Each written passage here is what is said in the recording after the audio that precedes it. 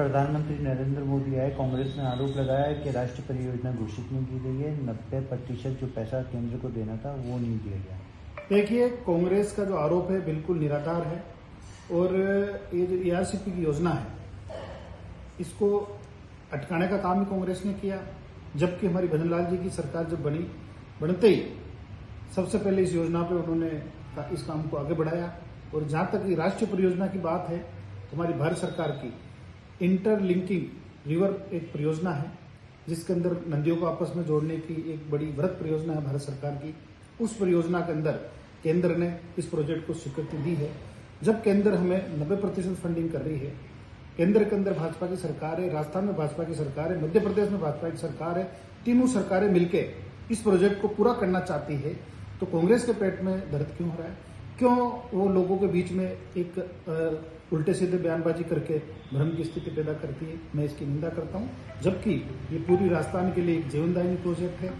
इस कांग्रेस के लोगों को भी इसमें सहयोग करना चाहिए, एक सकारात्मक वातावरण बनाना चाहिए जिससे इस योजना को तय समय के अंदर हम पूरा कर सकें। एक और आरोप लगाया गया कि एमओयू पहले साइन हो चुके हैं, तो फिर मोदी जी। देखिए, मुझे लगता है कि हमारे नेता प्रतिपक्ष टीकाराम जी जूली और कांग्रेस के सम्मानीय अध्यक्ष गोविंद सिंह डोटासरा जी को शायद पूरा इस बारे में ज्ञान नहीं है।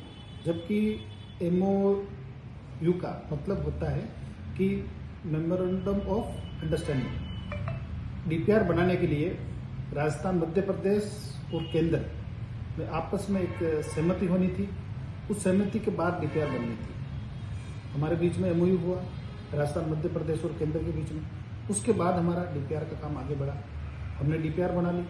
डीपीआर बनाने के बाद आपस के अंदर राजस्थान, मध्य प्रदेश और केंद्र के बीच में वित्तीय प्रावधान क्या होगा, किसका कितना शेयरिंग होगा, पानी मध्य प्रदेश को कितना मिलेगा, राजस्थान को कितना मिलेगा, केंद्र की क्या भूमिका रहेगी, तो इन सब का एक एग्रीमेंट होता है, एक प्रोसीजर है ये।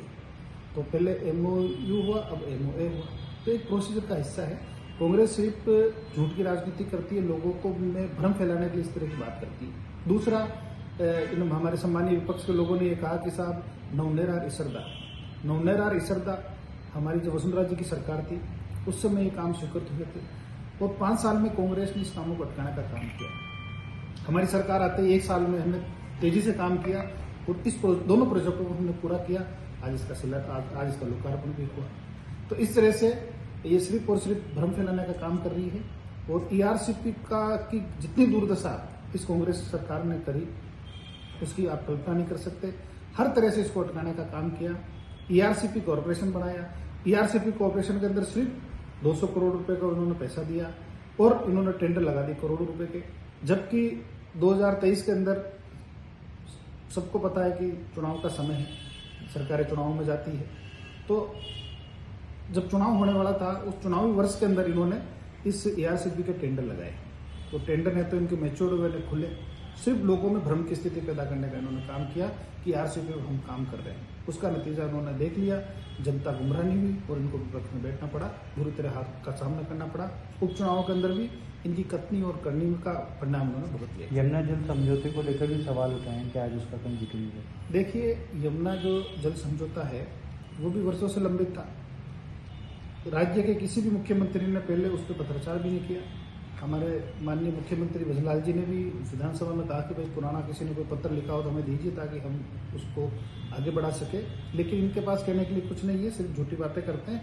जबकि हमारे सम्मानीय मुख्यमंत्री आदरणीय भजनलाल जी ने हरियाणा और राजस्थान के बीच में डीपीआर बनाने का एमओयू हुआ है। हरियाणा के अंदर चुनाव था, अब चुनाव खत्म हो चुका है और कांग्रेस सरकार को तो राजस्थान की जनता का अभिशाप लगा है। क्योंकि जब हरियाणा में चुनाव था, कांग्रेस पार्टी ने अपने घोषणा पत्र में कहा था कि अगर हरियाणा में कांग्रेस की सरकार बनती है तो वो राजस्थान और हरियाणा के बीच में जो यमुना समझौता का एमओयू हुआ उसको हम निरस्त करेंगे। राजस्थान की जनता का उनको अभिशाप लगा और वो बुरी तरह से हारे। हरियाणा के अंदर भी हमारी भारतीय जनता पार्टी की सरकार है और जल्दी हम उस पर काम आगे बढ़ाएंगे।